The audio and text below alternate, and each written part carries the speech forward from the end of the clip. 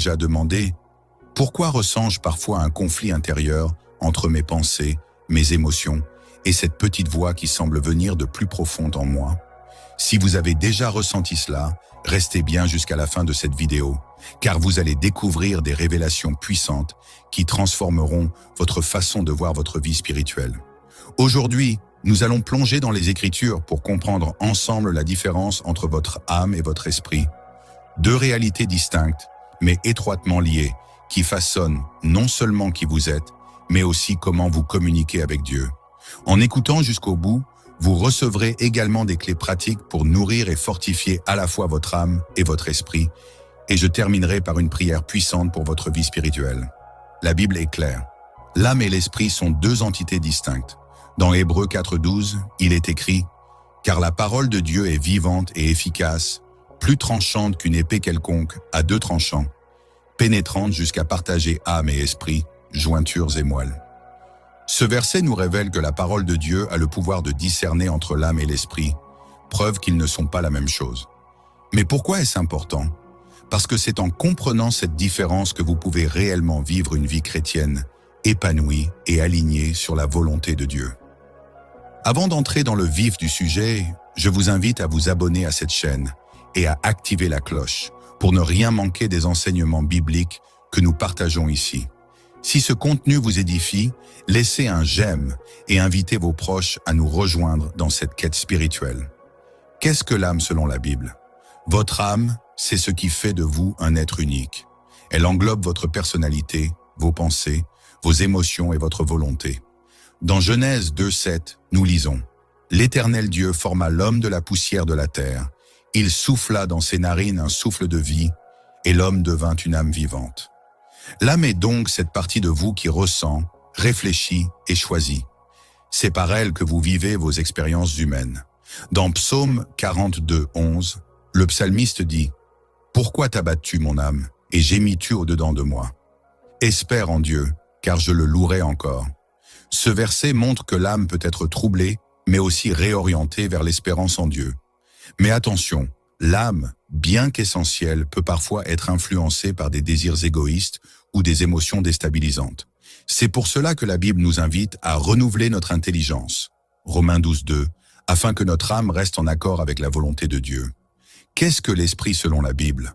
Contrairement à l'âme, l'esprit est la partie de vous qui est directement connectée à Dieu. C'est par l'esprit que nous avons la capacité de recevoir des révélations divines, d'adorer et de discerner la vérité spirituelle. Dans Jean 4:24, Jésus dit « Dieu est esprit, et il faut que ceux qui l'adorent en esprit et en vérité. » De plus, dans 1 Corinthiens 2:11, il est écrit « Car qui parmi les hommes connaît les choses de l'homme, si ce n'est l'esprit de l'homme qui est en lui? De même, personne ne connaît les choses de Dieu, si ce n'est l'esprit de Dieu. » Votre esprit est comme une antenne spirituelle, toujours en quête de communion avec le Seigneur. C'est à travers lui que le Saint-Esprit parle et guide votre vie. Mais alors, quelle est la différence entre l'âme et l'esprit? La distinction réside dans leur fonction. Tandis que l'âme est tournée vers l'expérience humaine, l'esprit est orienté vers les choses célestes. L'âme traite avec les réalités de ce monde, comme nos relations, nos émotions et nos choix. L'esprit, lui, est le sanctuaire où Dieu réside. Imaginez un temple. L'âme en est le parvis extérieur, tandis que l'esprit en est le lieu très saint, où Dieu parle et agit directement. Mais pourquoi est-il si essentiel de comprendre cette distinction entre l'âme et l'esprit? Parce que c'est là que réside la clé pour mener une vie alignée avec la volonté de Dieu. Trop souvent, nous sommes dominés par nos émotions ou nos pensées, ce qui peut nous éloigner de ce que Dieu veut pour nous. Pourtant, la Bible nous enseigne que si nous apprenons à discerner ce qui vient de notre âme et ce qui vient de notre esprit, nous pouvons vivre une vie remplie de paix, de clarté et de direction divine. Prenons l'exemple de l'apôtre Paul. Dans Romains 7:15-25, il parle de la lutte intérieure qu'il ressent. « Je ne fais pas le bien que je veux et je fais le mal que je ne veux pas. » Ce passage illustre parfaitement le combat entre l'âme, influencée par la chair et ses désirs, et l'esprit, qui aspire à plaire à Dieu. Mais Paul ne s'arrête pas là. Il conclut en proclamant la victoire par Jésus-Christ, affirmant que c'est par l'esprit que nous pouvons surmonter ces luttes. Un autre exemple frappant est celui de Jésus lui-même, dans le jardin de Gethsémané. Face à l'angoisse de la croix, son âme était profondément troublée. Il dit dans Matthieu 26, 38, « Mon âme est triste jusqu'à la mort. » Mais malgré cette détresse, son esprit resta connecté à la volonté de Dieu et il pria, « Non pas ma volonté, mais la tienne. » Cet exemple montre que même dans les moments les plus difficiles, il est possible de permettre à l'esprit de guider nos décisions au lieu de céder à l'angoisse de l'âme. Comment nourrir votre âme et votre esprit? Pour l'âme, le renouvellement quotidien de vos pensées passe par la méditation de la parole, le chant et la louange. Lire et réfléchir sur les Écritures permet à vos pensées d'être transformées par la vérité divine, apportant paix et clarté face aux défis de la vie, comme l'illustre Psaume 1:2. Mais son plaisir est dans la loi de l'Éternel, et il médite sa loi jour et nuit.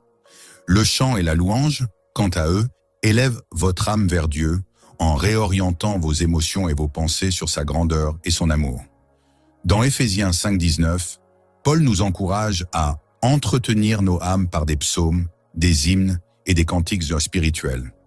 Ces moments de gratitude et de foi libèrent l'âme des angoisses pour la remplir de joie et de confiance. En consacrant chaque jour un temps à ces pratiques, vous offrez à votre âme un apaisement profond et une force renouvelée pour affronter les défis avec espérance. Pour nourrir votre esprit, voici une pratique simple mais puissante. Commencez chaque journée par une prière sincère en demandant au Saint-Esprit de diriger vos pas.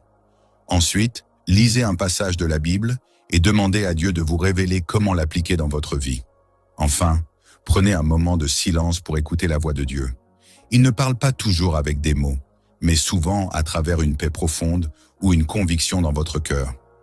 N'oubliez pas que l'équilibre entre l'âme et l'esprit ne se construit pas en un jour. C'est un processus continu, un cheminement dans lequel Dieu marche avec vous à chaque étape. Lorsque vous tombez, ne vous découragez pas. Relevez-vous, fixez vos yeux sur Jésus et continuez à avancer. Comme il est écrit dans Proverbe 24:16, « Le juste tombe 7 fois et il se relève. » Dans les commentaires, dites-moi quel verset ou quelle pratique vous aide à garder votre esprit en paix, même lorsque votre âme est troublée. Nous lisons chaque commentaire et votre témoignage pourrait inspirer quelqu'un d'autre à persévérer dans sa foi. Alors que nous arrivons à la fin de cette vidéo, souvenez-vous de ceci.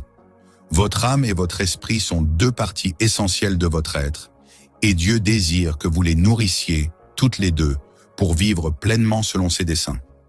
Ne laissez pas les soucis de ce monde ou vos émotions vous détourner de la paix que Dieu veut vous offrir. En mettant en pratique les enseignements de la parole, vous serez transformé de l'intérieur et prêt à affronter chaque jour avec foi et courage. Seigneur Tout-Puissant, merci pour la révélation de ta parole aujourd'hui.